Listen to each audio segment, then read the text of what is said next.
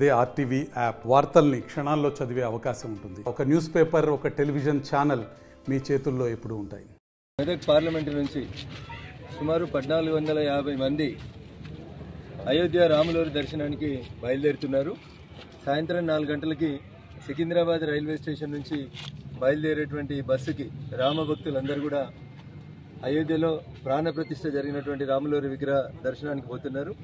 దుబాక్ నియోజకవర్గం నుంచి సుమారు 200 మంది రాములవారి దర్శనానికి పోతా ఉన్నారు. వారందరూ కూడా ఈరోజు ఇక్కడ నుంచి బయలుదేరుతున్నారు. ఈ కార్యక్రమంలో పాలు పంచుకుంటున్నటువంటి ప్రతి ఒక్క కుటుంబ సభ్యునికి, ఆయా గ్రామాల ప్రజలందరూ కూడా ఆ రాములవారి ఆశీస్సులు మెండుగా ఉంటాయని, రామరాజ్య స్థాపనకి తెలంగాణలో భవిష్యత్తులో జరిగేటువంటి ఎన్నికలలో, పార్లమెంట్ ఎన్నికలలో అత్యధిక ఎంపీ స్థానాలని ఆ రాములవారి ఆశీస్సులతో గెలుస్తామనేటువంటి సంపూర్ణమైనటువంటి విశ్వాసం మాకుంది. జై హింద్, జై భారత్.